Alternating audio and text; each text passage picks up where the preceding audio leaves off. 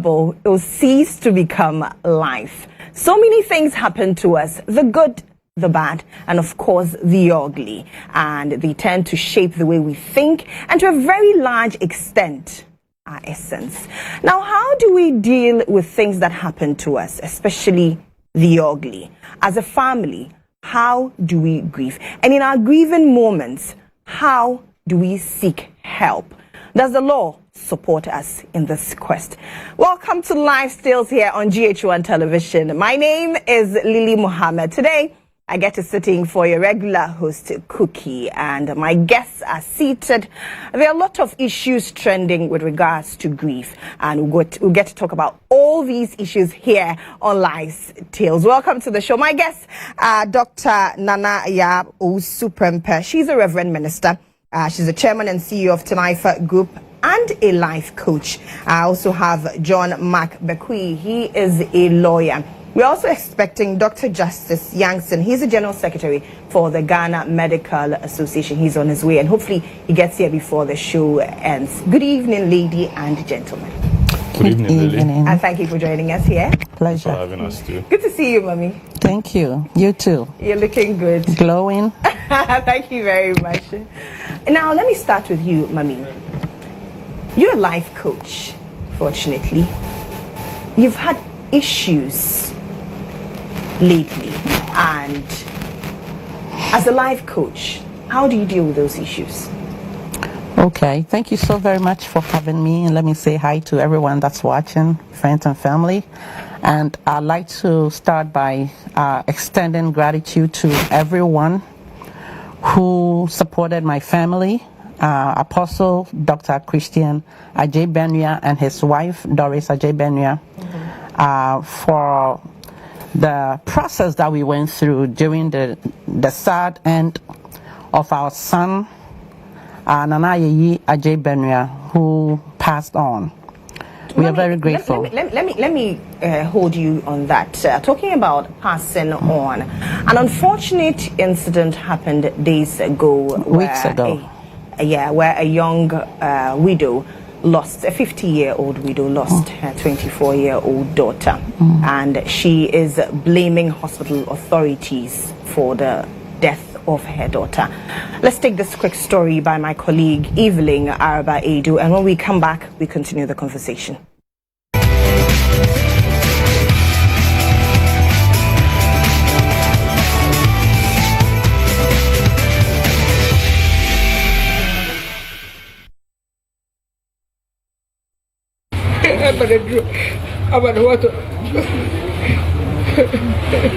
Tears of a broken widow.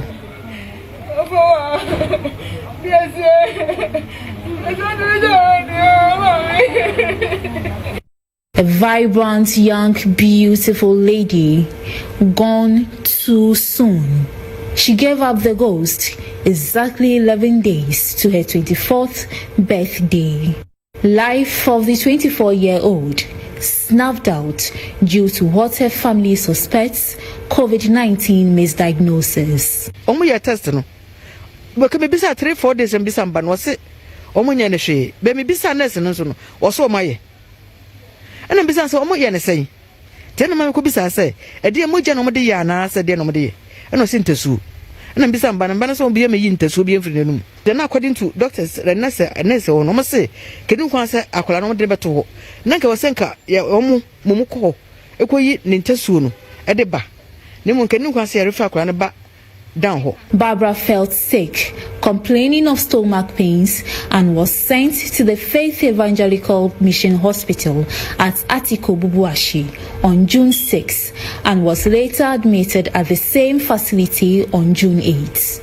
However, on June 9, after a request for an ultrasound scan to establish appendicitis at the Paradise Diagnostic Center, it was established that there was no sonography evidence of appendicitis. She was then referred to the Rich Hospital on June 11. 50-year-old Paulina Ajman narrates how her daughter was held at the emergency COVID-19 holding center of the Greater Accra Regional Hospital until her last breath. You got 5 good hours. Na doctor be me hwe me bay. The bay ti akonya so. Akoleti me munu hwe fom. Again, the deceased is also said to have complained of being maltreated by the matron of the center, which the family allegedly witnessed. Mama di hutu me ba no so just tell me bako bia no. What did natem? Be did natem poto. It was for no man no small see be say. On fensha oxygen so. It oxygen esin so no. Na we be sense so. This name say ontimi nkasa because oxygen sin so ana nose mask so sashen ntino ontimi ne nkasa oyi nose mask na nurse mbeba betiantian. 3 days after her death, and upon pressure from the family, a medical report from the Rich Hospital was released, which states the 24-year-old had tested negative to COVID-19. We frefre ko honum pa ansana and then 3 days and on frɛ say e naba say negative. Anam asmo husuma ko me bayi. Mo husuma ko me bayi. Anam ka chama say I don't know, I say ka mo makole da ho. Na mo ya no na yehu. Mo ya kola betu ekunu amame. Ekunu amame. The probable cause of death, the report says, is bilateral bronchopneumonia, pulmonary embolism, and acute pyelonephritis. But thus the acting head of internal medicine department, Abba Folson, says they kept treating her for and even when she was at the holding center. When you make those diagnoses, you manage them. If COVID fits the bill, you screen for COVID. And if it comes positive, you treat appropriately. So when she came in, we thought it was acute pyelonephritis. She had flank tenderness. We managed that. Then on the ward, started getting difficulty breathing, x-ray findings, so we queried COVID. Then further tests also seemed to suggest pulmonary embolism. We treated that one as well. We treated the pyelonephritis and we treated the bronchopneumonia. We were just waiting to have the results of the COVID in. And a lot of patients are like that. They come in with respiratory distress. We're thinking COVID. Screen for COVID. It's negative. Continue with the regular management. If it's COVID, send to a treatment center. That really is the protocol. But the 24-year-old's family contends their daughter died out of medical negligence and are therefore demanding justice. I said nurses for no, and the doctor now refer me back about me here home. I buy me person I buy buame. That's how they now cause so arrange one mono. I buy the call papa. I'm seeking for justice. Yeah, they have to put things in place so that doctor should be. They should at least find that doctor and sue him. This is the second time the Rich Hospital is being accused of medical negligence within 1 week. What exactly is happening at the Greater Accra Regional Hospital? Dr. Emmanuel Sofenyo is medical director at the facility. As any human system, occasionally things go wrong. When those things go wrong, we use it as a point to identify the weaknesses and the gaps within the system so that they are corrected. That does not mean that the cases in point, for example, were cases that things went wrong on the part of the service providers, because they are currently, some of them are currently being investigated. When the final results are out, the public, including your media house, will be apprised of the final outcomes.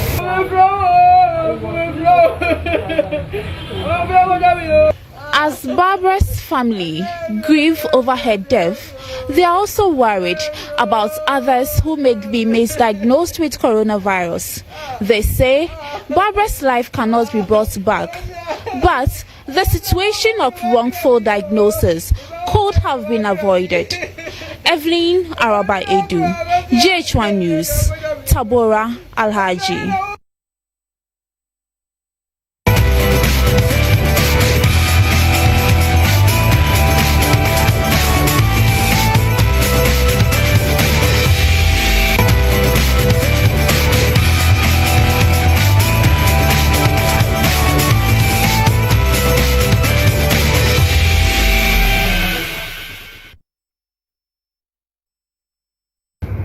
Hi, My name is Rev.Dr. Owusu-Prempeh. Just a little over a week ago, my nephew, Anna Ayi Ajay Benua, 27 years old, he fell in the bathroom, and his father, Pastor Chris, called the ambulance service 112. Okay, so the gentleman asked him, okay, which region are you calling from, which area, and so many questions. I thought this ambulance service have a GPRS that's supposed to know where exactly you're calling from, but that's not the case. So many questions. 6 minutes later, the boy is still on the ground. So he calls me. He's like, sis, we have an emergency. Can you help? Okay, so I called the ambulance service 112. They started asking me questions. I said, please, if you can, take this number. Call my brother, pick up his son. He's lifeless, lying down there. Please, it's an emergency. So, long story short, 30 minutes later, the boy is still lying down on the floor in the bathroom. So, my brother gets neighbors. They pick up the son. He drives him, lying on his mother's lap in the back of the car. They drive him to Kolebu Teaching Hospital. I get there myself, and first thing, I want sanitizers to wash my hands. They have no sanitizer at the emergency room at Kolebu Teaching Hospital. No sanitizers. Fine. The doctor comes out, says that my nephew is there, we should take him to the mortuary, just like that. I said, no way. No way. Don't you have to check his vital signs? Don't you need some parameters? Don't you need to give him some kind of a shock to try and resuscitate him? I mean, would you be able to just look at the boy there and just say, take him to the mortuary? No. I said, please, can you bring him inside and check on him? Oh, we have no beds. So you have no beds. That's why you're telling me to take my nephew to the mortuary, because you have no bed. So I said, please, put him on a stretcher. They put him on a stretcher. We take him to the back. And I said, can you please check his oxygen level? They checked his oxygen level on his finger. I saw some activity there. I said, no, my nephew is not dead. Please, give him some oxygen. So then they call another doctor. She said, oh, your nephew is dead. I said, my nephew is not dead. Please, try and give him some oxygen. Oh, you're asking for too much. Why didn't you just ask for a shock on his chest rather than an oxygen? I said, please, my nephew is not dead. Can you give him some oxygen? Oh, it's very expensive. We don't have enough. We are waiting for an emergency. You're waiting for an emergency? What is it that I have in front of you now? Isn't that enough emergency that you can try and resuscitate this young man? So they're like bringing other doctors to come and convince me that my nephew is dead. I have no problem accepting the death of a family member, but you have to do the right thing. You need to check his vital signs. I made them to check his sugar. It was 9.4. I said, you didn't even check his pressure. You didn't check anything. You just opened his eyes, looked in the eyeball. You said his eyes have dilated. That's enough for you to pronounce someone dead? Come on, guys. Listen, I am the one who is going around and preaching the diaspora platform. Come back to Africa. Come back to Ghana. Come and stay in Africa. People don't want to come because they know that the least thing, they're going to lose their lives. Ambulance never shows up. Doctor comes and looks at the eye and say the man is dead. Please, we know people who go into coma, they come back. We know people who are forced into morgues, who are not dead. You don't have to just sit down and accept these. Please, when you go to the doctor's office, when you go to the hospitals, you must demand for what is rightfully yours. I expect them to do more than just looking at the dilated eyes to tell me my nephew is dead. That's not enough grounds. There must be more parameters that you have to check for, which either gives you a more conviction that the person is dead, or you have enough grounds to put oxygen on him or to do something better. But please, I thought that emergency rooms are for emergencies. But you're telling me that because you see so many dead people, anyone who comes there with weakness or with no life there is dead. You can bring the life back if you take time to study the body, the person. You can bring life back. I'm begging you. Frontliners, we love you. You know how much we appreciate you. But you have to do what you need to do. You don't have to wait for someone to beg you before you do what you have to do. I just lost my nephew of 27.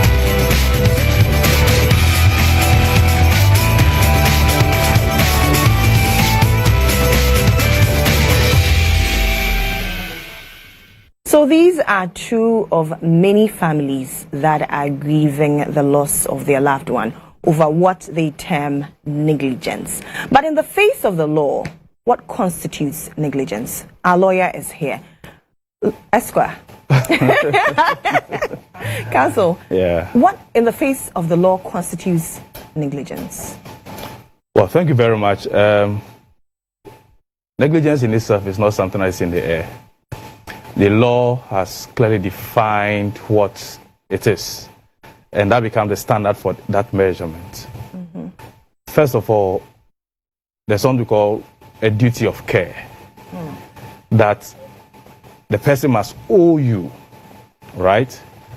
Now, when I owe you that duty of care, say I will do A, B, C, D, and I breach that duty towards you, and having breached that duty towards you, have suffered an injury or a damage as a result of that, then it will be safe on those grounds to come to a conclusion that I have been negligent towards you in law, right?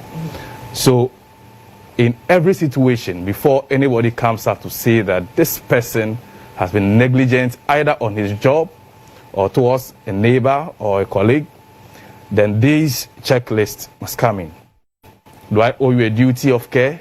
Have I breached that duty? Have you suffered a loss as a result of my breach of the duty I owe towards you? If this risk test goes in a yes, then one can safely conclude that yes, there's a negligent conduct in that regard. That is the law. In the case of the 50-year-old widow, Yeah. you gave out 3 pointers. Yes. Do the doctors or do the health professionals owe the family a duty of care? Did they breach? The 24-year-old was taken to a COVID isolation center when clearly she had bronchopneumonia. Did they breach? Well, they owe the patient a duty of care, not the family. Right? The person who has come to their center, to their facility, they owe that person a duty of care to give the person the best of health care. All right? Now, I'm sure if the doctors are involved, they will tell you what that process is, so that whether or not each of that process had been followed duly to the end. Because within every professional setup, there are due processes that must be followed, so that at the end of that, if there's a breach of any of such protocols, then we are moving to the next phase where we can say that, well, the duty that you owe towards this person in ensuring this and this. For example, the second story we listened to, she was narrating something about taking vitals, checking the pulse. You know, those basic protocols when the patient arrives at the OPD, things that you have to do. Okay, so if those things were not followed, then we are moving into the next phase of a breach. Okay. And so if that had been breached, what happened? So like we saw the ultimate end, the patient died, or the person was misdiagnosed, or, you know, a wrong medication was administered, you know. So as a result, or as a consequence of that, then there's an injury or there's a loss. Do you see the narration? So it must always be looked at, of course, case by case basis, and as and when in this medical situation, when the patient comes before you, the doctor or the medical officer owes the patient a duty of care. Do you understand? So in that light, then what then will constitute that duty towards the person? Yeah, the doctor owes that duty to ensure that whatever protocol that there are in arriving at the best or the possible diagnosis, and for that matter, the admission of the appropriate medical treatment, you must ensure that all that is followed to its logical end. Then you can come to that same conclusion. If any of this is breached, then we are in to start saying that there's some negligence on the part of the one who owed that duty of care. Now, mind you, we are not seeking to vilify any facility here. All we are looking for is solutions, and how do we ensure that these things are kept. Rev, you're a life coach. You were talking earlier, and you were giving us a brief on your nephew. When the coach is bereaved, who grieves with her? Hallelujah. When the coach is bereaved, who coaches the coach? The coach. You know, I do motivational speaking a lot. And as I'm growing, I now understand why God led me to that line of duty. I didn't know what was in stock for me in life. And so every day I'm beginning to understand that, it's because I'm going to be in this situation. That is why God permitted me to go through that earlier. I am so strengthened. I am so solid. And sometimes that some things that stare at my face, that break people down, I stand in and I stand tall. It's only because of what I've fed myself with. I've built so much resistance to fear and to, well, death is inevitable to everybody. It is appointed unto man once to die. After that, there will be judgment. So, personally, I am not afraid of fear, of death. I'm not even afraid of fear. Yes, but when the critical happens, that is when your faith is tested. Do you know that since my nephew died, I have not cried? Wow. No, I have not cried. I have sorrowed. I have grieved. I was the one strengthening people. And when my father died, I couldn't cry. When my brother died, I couldn't cry. My brother, it's only when he was being sent to the grave. And then I went bazooka. But I have strengthened myself with the word of God and with life's experiences. That when this thing happened, I personally was there when my nephew was sent to the mortuary. I was there to identify him to be embalmed. I went inside the morgue. When my father died, my brothers were standing out. They didn't want to go inside. I went into the room where he was embalmed. I have built myself up. So if you ask me who coaches the coach, I have been coached by the word of God, by faith, and that is all I got. And so I'm standing in a place where the wind is blowing from the left, from the right, from the top, from the bottom. Sometimes it feels like the whole earth that I'm standing on has been removed and I'm supposed to sink. And I look up and I'm standing. So sometimes I don't even know how it happens. But this experience that went through our family, a family full of pastors, praying pastors, word-believing pastors, tongue-talking pastors, and this happened to us. It can happen to anybody. Absolutely. So it is the word of God that has made us able to endure and go through this and just solidify our faith so that we know that it is not all lost. I mean, if you have a 27-year-old boy who studied mathematics and economics in the university, he's not a dumb boy. I can imagine. Okay? And you want him to finish education and come and take care of you as he takes care of himself. And then you just lose him because some ambulance never showed up. Some technician who is supposed... How then did you convey him to the hospital? Well, you see, my brother had to drive eventually. I had people questioning me on social media. Hey, so you had a car parked and you were standing there waiting for an ambulance. Number one, the ambulance has been provided because of us. Has been programmed in such a way that it has let's go from provision in there. before we go to programming. The provision of the ambulance is because of us. So it's supposed to be ready for emergencies. Nobody plans for emergencies. That's why it's called an emergency. So ambulances are supposed to be available, filled with fuel. Sometimes you call an ambulance and say there's no fuel in it.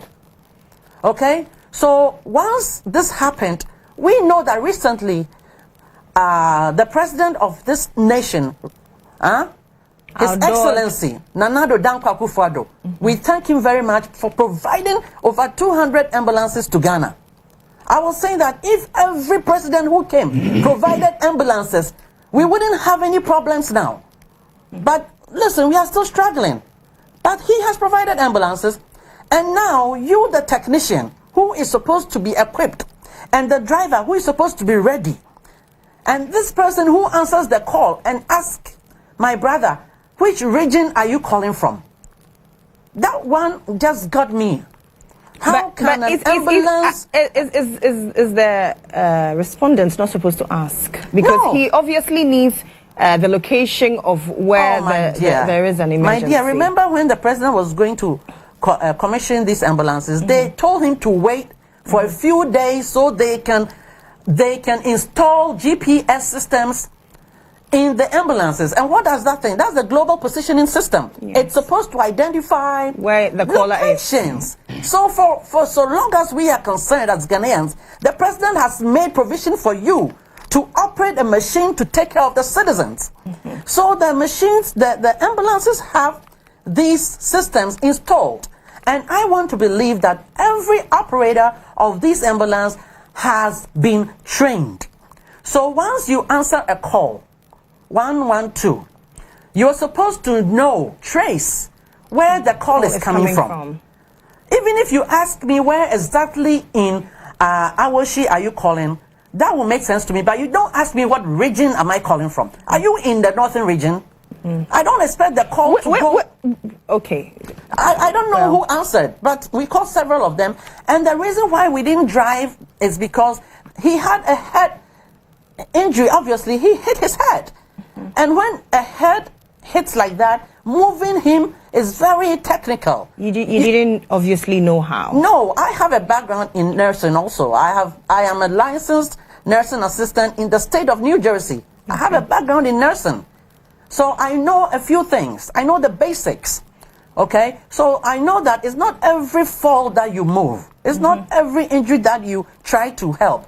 Especially when it's the head, because there may be aneurysm, there may be thrombosis, there may be different things.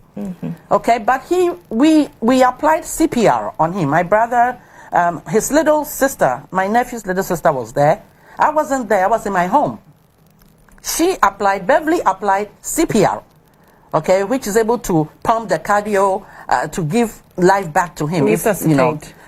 So he had that, and we also know that the ambulances are fully equipped.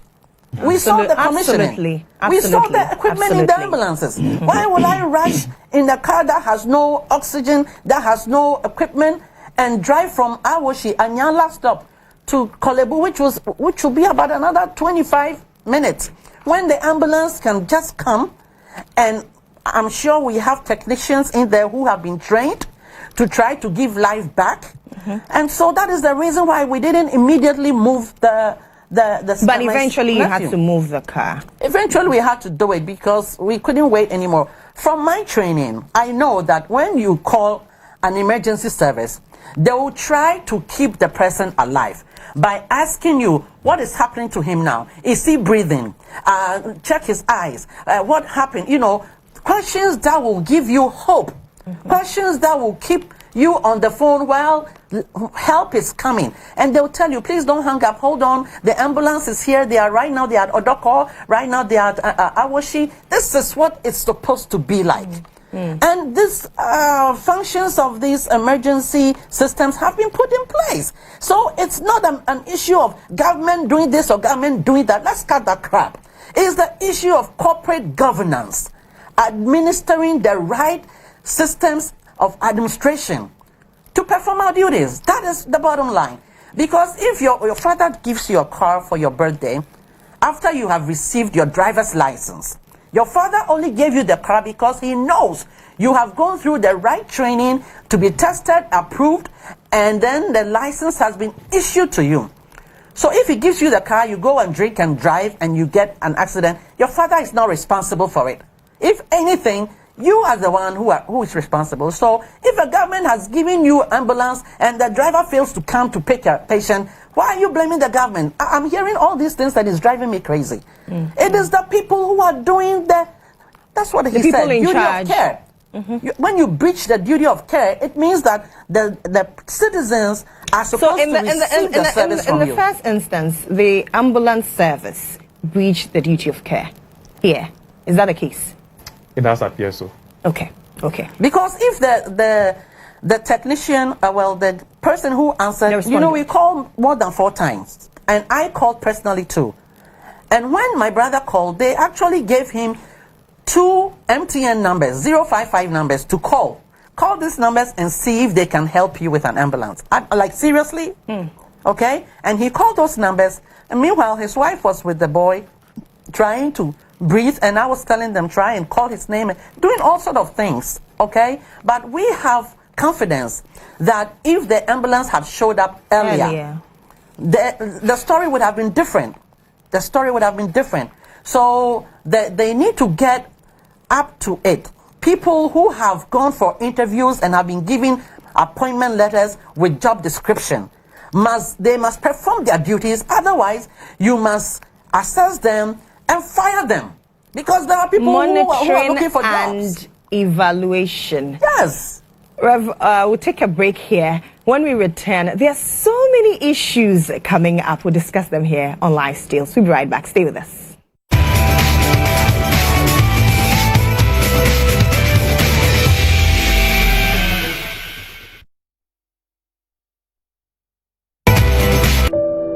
I'm just not ready yet.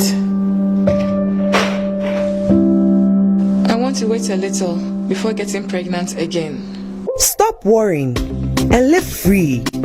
No matter who you are, Lydia has a contraceptive just for you.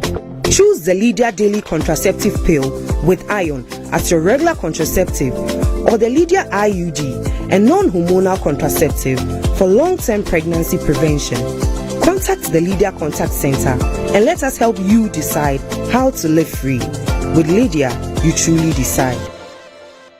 Discover the new Nivea body oil in lotion. Precious Nivea oils meet deeply moisturizing lotion in rich cherry blossom, vanilla, and rose scents for silky smooth and beautifully glowing skin.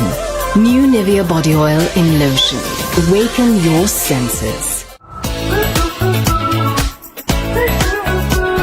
Hello, my brothers and sisters. I'm John Mahama. The Electoral Commission of Ghana is compiling a new voter register in all parts of the country, and all Ghanaians 18 years and above are eligible to register. Whether you have previously registered or voted in an election before, you must register now to be able to vote in the December 2020 elections. The time to make a change is now. Register today to vote in December and make a difference in your life and that of your family. Your vote is your voice. To be able to vote, you must register. Register now, and let's do it for Ghana.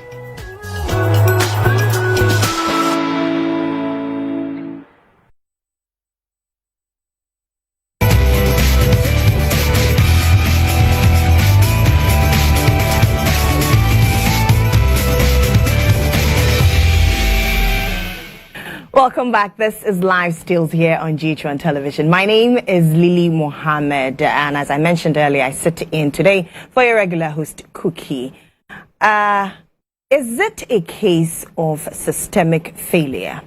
And how does the law cushion families who are grieving as a result of this? Counsel, how does the law cushion such families? They are grieving in a case that we describe as systemic failure, owing to her recount of events?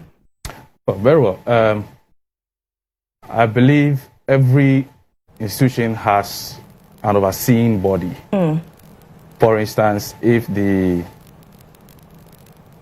let's say the medical situation narrated earlier, if it relates to, let's say, the hospital environment or the medical environment, they have a regulatory body, which is the Ghana Medical and Dental Council, for instance. So that as a point of first call, when you realize that somebody has probably slept on his or her job, or somebody has not delivered as expected by him or her within that enclave, why not? You make a first complaint to that body for them to, launch an investigation into such a conduct and then come to some, solution. First of all, to give a grieving party some relief in that respect. At least it's a first good step. If at that stage you are not satisfied, or maybe you are not properly comforted, of course, the law courts are there for you. They are there for all of us anybody who needs justice or who thinks that whatever has happened to him or her is that which is a breach of his or her rights, for which reason he or she demands some justice or deserves some justice, why not? You make your way to the law courts, of course, through the lawyer, or if you can do that by yourself, the law allows you, you know, to seek some remedy from the courts. Because at the end of the day, we want all of us to be happy. We want everybody to be free within his or her enclave.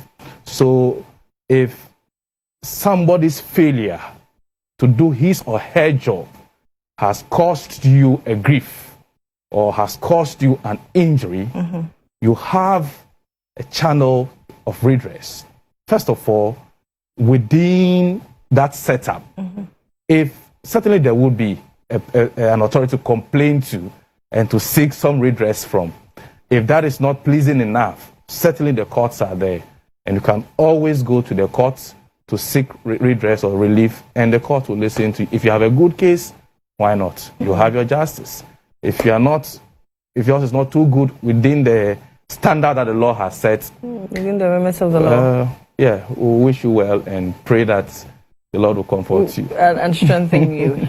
Speaking, I told you I'm in school. Yes. Today she's a lawyer in the making. Anyway, today I submitted my tort paper, and this is tort that we're talking about when you seek for damages, and you're talking about causation, you're talking about breach of duty of care, and all those things, proximity and foreseeability, and all those things. They are all in tort, and it's exciting that I find myself in this.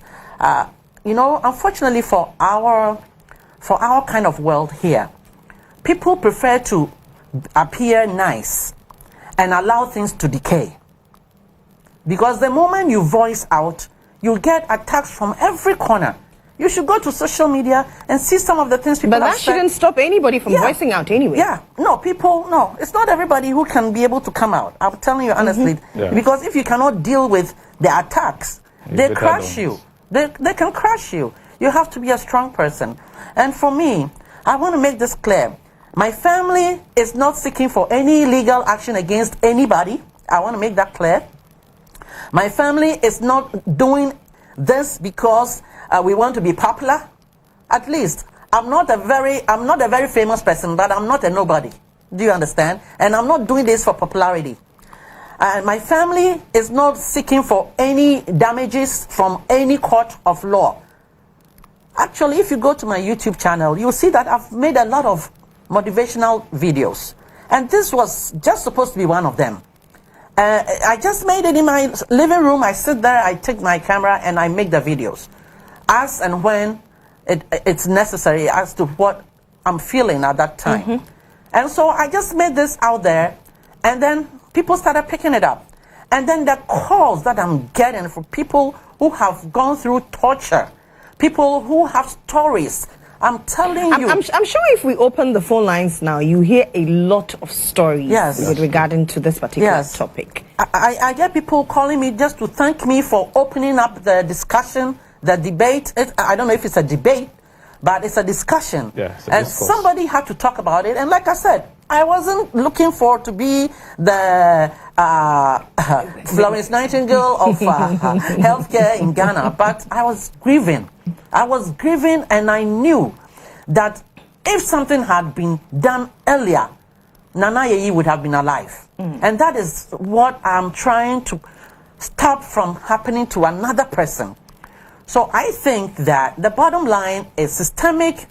We have this administrative malfeasances, and people are just walking around. No supervisor is checking, no accountability, no attitudes are stinking, and people don't want to go to work the time they should because they are free with the supervisor, so they'll be promoted anyway. These are systemic deficiencies, and these are the things that I want to see changed. When I got to Kolebu, the first thing I was looking for is sanitizer. We are living in abnormal times, and so you have to protect yourself. Do you know that I even had sanitizer in my bag and I forgot? Because I went there with the in the heat of the moment. I had a sanitizer in my bag. I forgot. I had my mask. I don't even know if I was wearing it. But so when I got there, I knew that I had to get my hands, you know. But if there were no sanitizers, were there buckets? Oh no, there was a hand washing station there. But and so that's the ideal protocol. But look, listen, have you been in an emergency before? Yes, I have. Okay. All right. So and I wouldn't want to relive that moment. You can run away. You can run and leave one pair of your shoes. You can actually get there naked. So yes. So listen. At that time, I wasn't looking to wash my hands. I was looking for sanitizers. Okay. And I knew that I saw the dispensers on the walls.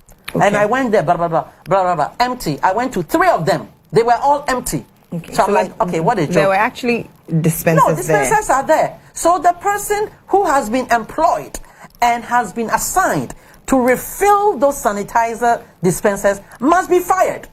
That person has to be disciplined. And this is what I was expecting Korle Bu to do. They never called me in the first place. You saw my video. They answered the video. They answered to the video, but nobody called me. So I see some flaws, because if you really want us to solve a problem, you should try. But did you write to the facility? No, I did not. Okay. Like I said, the video was just one of my videos that I do. I wasn't addressing Korle Bu. I wasn't addressing ambulance. You were addressing systemic failures. No, I was sharing my frustration, my experience, and I was advising the public that when you go to the hospital and they tell you they're going to give you an injection, you must ask what kind of injection they are giving you. Don't just go and receive treatment without knowing what they are giving you. Yeah. Are patients allowed to question drugs administered to them? Yes, they are allowed. As a not just a patient, anybody who appears before a professional, you are entitled to know what is happening within your environment, particularly in the medical field. If you appear before a medical doctor for examination, and then, as they always do. Okay, we also don't even ask questions. Do you have a headache? They ask you the question, then you keep nodding and answering. And we don't even ask any questions. It is the patient's right to know what is wrong with him. In Ghana, respectfully, people go and say, okay, doctor, I have a headache. Yes, it's common. But it's for the doctor to do his thing and then arrive at whether or not this is headache. And then tell you this ABC has led to this situation. And then or if he's administering a medication to you, he should be able to tell you what this medication is and what its side effects are or will be at the end of the day, because you could just take a particular drug thinking it's paracetamol as you've been told. From there you can't even walk for 5 minutes. So yes, as a patient appearing before a doctor, you have the right to ask the doctor any question, okay? Because you need clarity, you need to be sure, because it is your body, it is your system. He's doing his work, he will get paid. When you get up from there, you are going to face your challenge. So you have the right to know whatever you desire to know. I came across something called a patient's charter. In my conversation, one of my friends who is a medical doctor, and the rights of the patient are clearly spelled in there.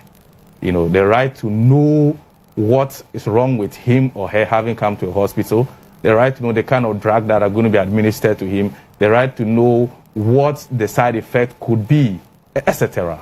And I think that all of us as people, we need to get to know some of these basics, that when you appear for you should know the question to ask. And we are pleading with them. When people appear and asking you, don't get angry over it. When you go to the public hospitals, no offense, when you ask questions, what do you do?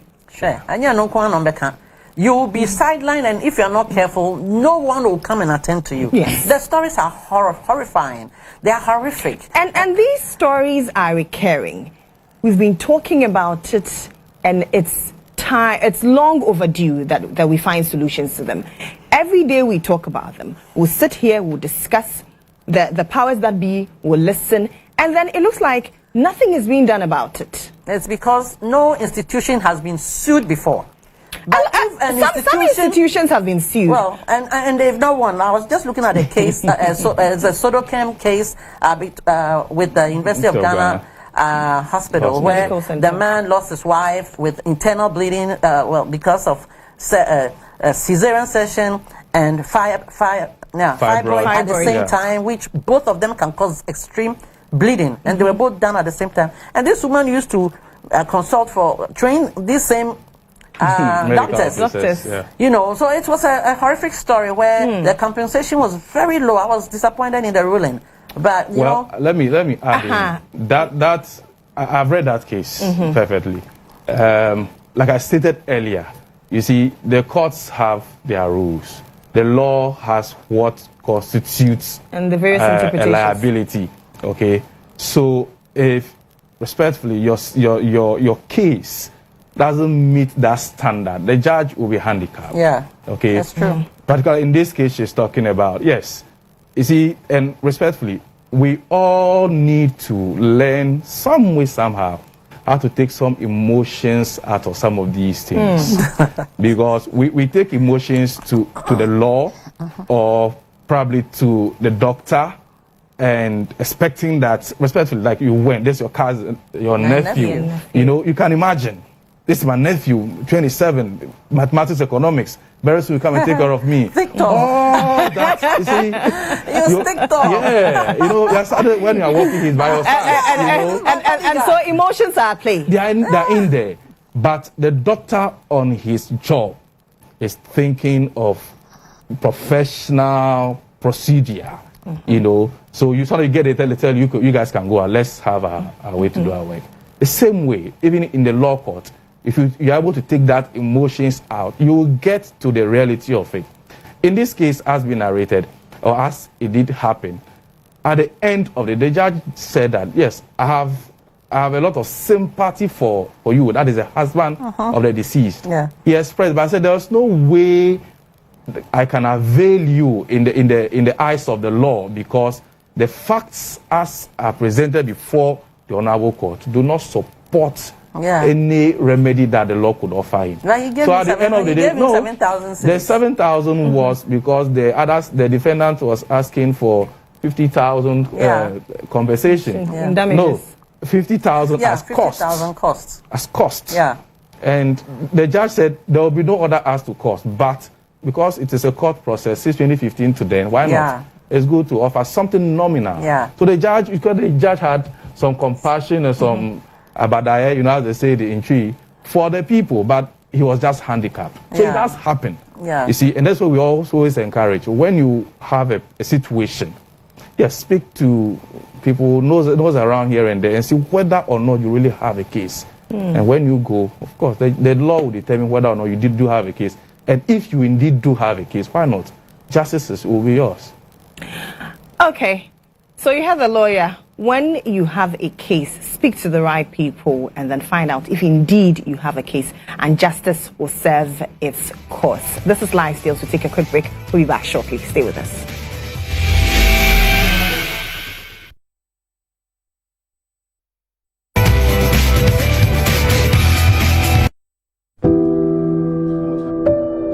I'm just not ready yet. I want to wait a little before getting pregnant again. Stop worrying and live free. No matter who you are, Lydia has a contraceptive just for you. Choose the Lydia Daily Contraceptive Pill with iron as your regular contraceptive, or the Lydia IUD, a non-hormonal contraceptive for long-term pregnancy prevention. Contact the Lydia Contact Center and let us help you decide how to live free. With Lydia, you truly decide.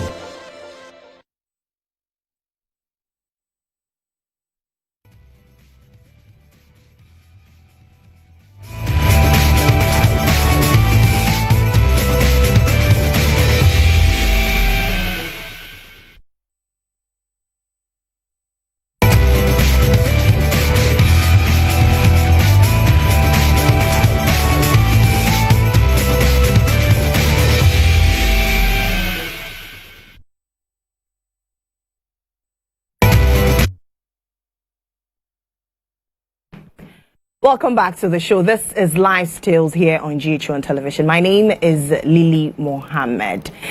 This evening, we've been discussing how families deal with grief, especially in the case of negligence on the part of health professionals. And my guests have done justice to this topic. We're earlier discussing a case that happened years ago. Now, how long does it take to bring a claim to the court? All right, so there is something called a period of limitation. That is provided in the Limitations Act. For a negligent conduct in this respect, you have 3 years, within a space of 3 years. After 3 years, if you are unable to bring the claim, you'll be statute barred. Okay, it will be difficult to initiate a legal action after the 3 years when the incident had occurred, unless there are some exceptional circumstances which you have to seek leave of the court in order to institute the said action. So you have just within a period of 3 years. It's a tort, though it's a tort, and torts usually range from have a maximum of 6 years period. But for this one, in terms of negligent conduct, you have a 3-year period. This show is big on your views, so I want to take a few comments coming in from you, especially from our Facebook page. Unruly Gakbesese says, I'm watching live from Afife. I hope I got the name right. I was personally attended to at Adidome Hospital for 2 weeks in coma and survived by a foreign doctor. So I feel very sad for some medical attendants to just neglect a patient to die out of negligence or laziness. Please, it's hurting to see some doctors should take time and act professionally. Thanks. Voni Dakeku. The 112 system needs to be reviewed seriously. Okay, so you share Rev's sentiments. Watching live from Abuja, Nigeria. Keep it up. Echo Foster Kweku. In my village, we carry human beings on the shoulders to the hospital during emergency cases. I personally took my junior brother on bike to hospital. You were lucky to have a car and waiting for the innocent boy to die. You kill him, not the doctors. This is Africa. Welcome. Anyway, we take more comments. Eugenia Yali Anan says, very sad. Same thing happened to my cousin, all in the name of there are no beds. He has to be in an ambulance for more than an hour and no health worker came to attend to him. We later got a bed for him, but it was too late. I even lost my mind that evening. Sorry to hear that. God help us in this country. I've been a victim of wrong administration of drugs before. It was horrific. This is from Vanessa Mawunya. We have somebody on the phone lines, Gifty from Regimano. Good evening to you, Gifty, and thank you for calling us. You're welcome. I do really appreciate your program. Thank you very much, Gifty. I have experience. That was last year. My mom was very, very sick, and I was outside the country, and I have to come back to Ghana. Mom to Volta region, they are hospital. So these doctors, they just think there. Gifty, can you kindly position yourself well? Your line is breaking. Okay, yeah. Okay, go ahead. Hello, please, can you hear me now? Hello? Yes, we can hear you, Gifty. Go ahead. Okay, so I took my mom to the hospital, and I went to one of the doctors. They directed me to her, and I went there, and they said the doctor is not around, so we have to wait. And I told them my mom is serious sick, so we have to only doctor have here. We have to wait until this person comes. They say he have her own hospital in the house, so have emergency call, we have to go, so we have to wait. Then I asked them, I'm looking for the manager, and they were like, where do you come from? This is Ghana. I said, this is Ghana. I'm not Ghanaian. I'm a Ghanaian. Same thing we kept mentioning. If I'm not Ghanaian, Mom, it's not woman being. And that day I really, really fired them, and I wanted to go to their head office to report them before they came around. Oh, madam, we are sorry for. I told them the same thing. Gifty, eventually was your mother attended to, and what happened? okay, she has liver problem, fibroid, and did she receive medical care? Yes, please. That day I was very, very angry with them. I wanted to go and report them in the police station. So and they said they were sorry for what they did. They need my number, and the following day they call and they apologize. Then I told them, okay, so in your case they did. Sometimes some people got sick. That day they cannot die, but because of this nurse, doctors, their behavior, they let people die. It's like that. And the thing is, people are not going through training because of these protocols and the things. They will just go and pay, give money. They say, okay, now you are nurse, you are police, you are this and this. So in our country, I think we have to do something about this thing. Seriously. My grandmother passed away last year. They took her to the hospital and they said the doctor said they were busy. All right. And they leave this woman just die like that. We're sorry for your loss. Unfortunately, you lost your grandmother there. Gifty from Reggie Manuel there. Just so you know, Dr. Justice Yankson from the Ghana Medical Association was supposed to be on the show, but unfortunately, he didn't show up. Hopefully, he has a good reason next time. So those of you asking for Doctor, well, a doctor was supposed to be here. Unfortunately, he didn't show up. But I take a quick one from a few of you. And Princess Irajwa. Okay, good evening to you, Dr. Irajwa. Educative program, keep up the good work, Lily Mohammed. Abdul Idrisu Faisal says medical negligence is taking over many of our facilities, but what emboldens these unprofessional persons is the silence of the victims. Because if you speak... Okay, Rev, hold your breath. We have Christopher on the phones. Hello, Christopher. Good evening to you. Thank you for calling GHOne TV. Oh, thank you very much, Madam. Good evening. Good evening to you. Thank you so much for this program. I just calling to encourage you the more. Thank you. And I actually enjoy the program. Yeah. So thank you so much. Thank you very much. Thank you for calling us as well, Christopher. Rev, I like your side. Yeah. your final words, and then Council will give his. Then we. Unfortunately, time is not our best ally. My final words is I still want to reiterate the fact that the video was not made to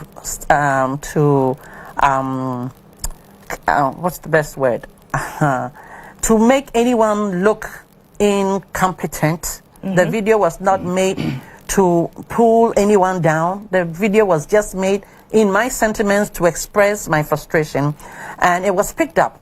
But I need to mention that the younger brother of my nephew who died is a medical doctor. And I have a medical background. So I'm not against medical professionals. So I want to make that clear. I'm not attacking any medical professional. I'm angry at the system. The system is not working. The unprofessionalism, they're making excuses.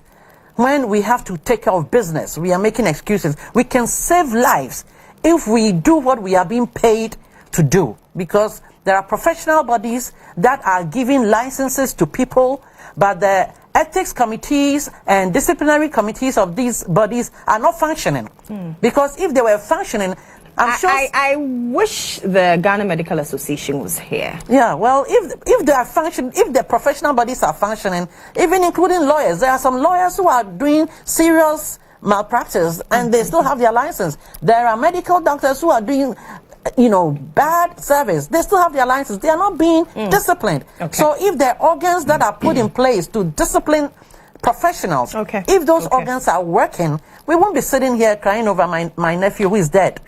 Sorry for your loss, Rev. Council, your final words. Yes, just say that ventilation is one of the ways of, grieving or relieving yourself of any grief that you may have. Find avenues to speak about it, like platforms such as this. I encourage people to speak about whatever experiences they may have had in the hands of professionals. Eventually, it will one day yield a good fruit. If people sometimes also think that probably having the service of a private legal practitioner may seem a bit expensive, I will encourage that the state also has, avenues such as the legal aid scheme is there. You can always approach them and have some relief on your part. And I believe in all will help to make a better Ghana. Thank you very much, Rev.Dr. Nanaya Owusu-Prempeh and Dr. John Mark the Queen, lawyer. Thank you. Well, maybe you're going to do your PhD very soon. You never know. So whatever experience life throws at you, be sure to speak up and seek help. My name is Lily Mohammed, and this has been Life's Tales here on GHOne Television. Today I sat in for your regular host, Cookie T. Have a good night.